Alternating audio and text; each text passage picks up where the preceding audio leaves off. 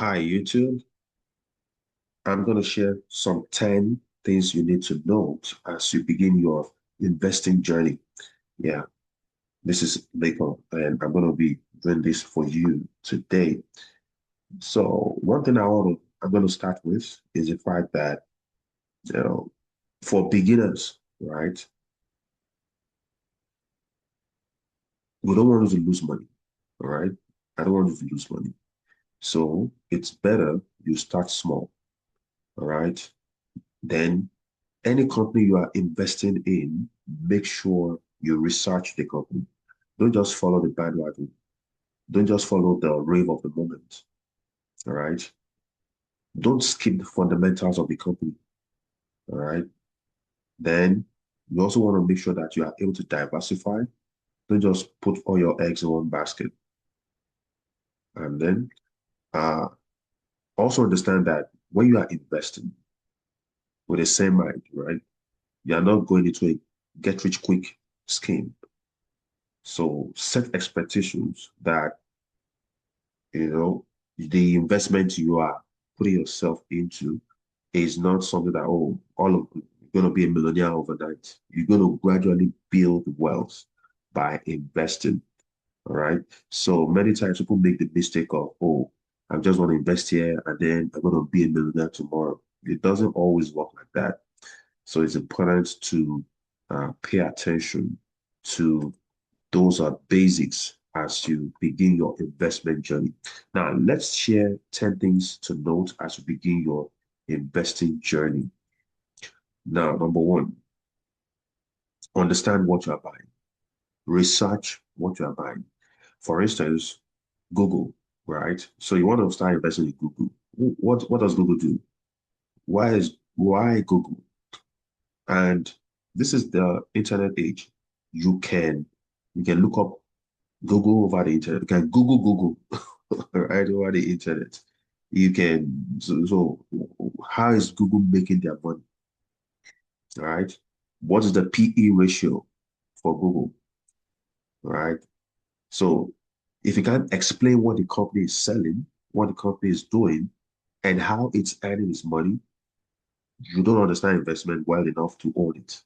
So you must be able to tell, you must be able to explain to a child that, okay, this is Google and this is what they are doing. All right. This is Apple and this is how they are making their money. And this is the possibility that they will still continue to make money. Okay. So this is something that you want to put in the front burner.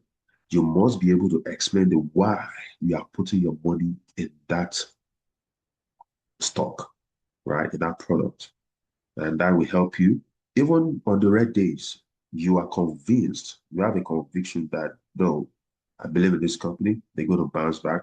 So that will help you even on red days. So you don't just panic sell your, your stocks. Then number two, define your goals and time horizon. All right. So don't go and use your mortgage money and invest tomorrow. Don't go and use your children's school fees. Right? Don't go and use your college school fees to invest. That is gambling. Don't gamble with limited resources. So the money you will need in 2 years should be treated very different from money you would touch for 20. Right? So consider the money you are using to invest in the stock market as a disposable income. Stocks reward patience. I mean, look at it. Who would have ever imagined that Western Digital, that SanDisk, will be hundreds in profits, will be hundreds in spike between October last year and now. So you have to be patient, all right? And you must have a solid mindset around your investments. So if you are investing for short term, it's going to expose you to short term volatility and you may not be able to ride it out. So don't put money that you need tomorrow into the stock market. All right. So make sure you have disposable income you are using and that you are not trying to get rich quick. Number three, what is your risk tolerance? All right. So what's your risk of tolerance? If your investment drops at 30%, can you handle that? All right. Your risk tolerance is emotional, not just mathematical. Many times people overestimate how calm they will stay until, they watch real money fall 30%. So if your money has been yielding, has been yielding profit, you've been gaining, well, the last 3 months, 6 months, you should take profits, take your profit. All right. Don't wait till the red days and then everything is wiped out. All your profit is wiped out and then your capital is wiped out. Uh, so the danger here is panic selling at the bottom. Many people, unfortunately, they buy high and then they sell low because the stock market is on the red day, and then they're afraid that, oh, they will never recover, and then they sell. All right. So, you don't want to have a permanent loss in that regard. And you're still going to pay the taxes of the regardless. So you want to make sure that um, you identify your risk tolerance. So if your investment drops 30%, can you handle it? If it drops 20%, can you handle it? All right. So plan for the drop when you are calm, not when it's happening. So when it is happening, you know that, oh well, it's just for a season. Market is going to go up again. All right. Then there's also a need to diversify. So don't put all your money in Google. Don't put all your money in Netflix. Don't put all your money in Western Digital. That's gambling. So diversification is very important, right? You are not letting one bad outcome to sink you. That's what we're trying to say here. So it's important to spread your money across many companies, across many sectors. All right. So you are avoiding a single point of failure. So sometimes it is the sectors that are green today, and then they are red tomorrow. And then other days, the healthcare sector is green today, and then it's down tomorrow. And then some other days, it is manufacturing, industrials. But if you have all your money in tech, you are toast. But if you spread your money across ETFs, industrials, manufacturing, healthcare, so you have a buffer, right? You can balance your investments, right? So this is exactly why low-cost index funds are popular with beginners. You're going to deliver instant diversification in one purchase. So we're going to talk about ETF as we proceed. If you concentrate all your money in one stock, what if your assessment was wrong and then you lose all your money? You don't want to be in that situation. Tested and trusted companies is what I would recommend. Then when you are getting to investment, pay attention to the costs and the taxes. Always review your your reports, your monthly uh, information, right? Documents that is uploaded based on your transaction in the previous month. So the trading fees, fund expense ratios, taxes on gains, right? They can eat on your returns over time, all right? So if you are a frequent trader, it's going to amplify the costs. But if you're a patient trader, at least that 12 months wait period to avoid capital gains, taxes, yeah, that might at least going to reduce appreciably what you would have paid compared to someone that is a day trader. So you want to pay attention to costs. Costs are quiet but relentless.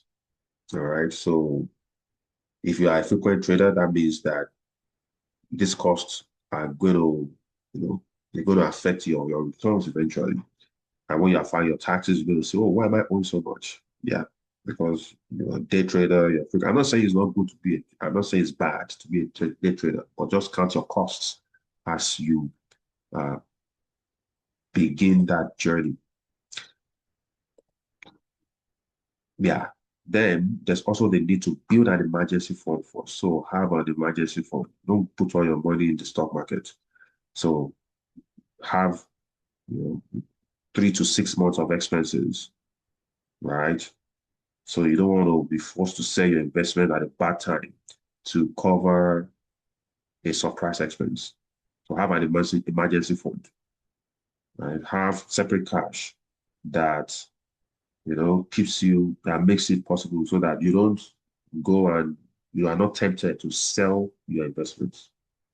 So your emergency fund is, oh, there's a leakage on your roof. Oh, you need to change your transmission in your vehicle. All right. So, all those act of God that you didn't bargain for. So you want to ensure that you have enough cash to take care of those. Your mortgage, right? You don't want to be stuck and then you selling your investments to pay off um, sudden expenses. Another thing to note is the fact that you need to think long term and let compounding work. Dollar cost averaging, continuous investments, it pays on the longer term. So the biggest returns comes from staying invested for years, reinvesting your gains, reinvesting your dividends. Time in the market generally beats trying to time the market. Just invest, right? And watch your money grow, especially when you have done your research and you are sure that you are getting a good run for your money. So mm, don't be the kind of person that always check their brokerage accounts every day. Mm. So don't interrupt or compounding. Be patient, right? Patience here is not passivity, right? It's not passivity. And that's just a strategy to win it in the trading. And this theory works everywhere. Whenever any stock market you find yourself, whether the US, NS, London Stock Exchange, New York Stock Exchange, Nigeria Stock Exchange, any stock market you find yourself, these principles work. All right.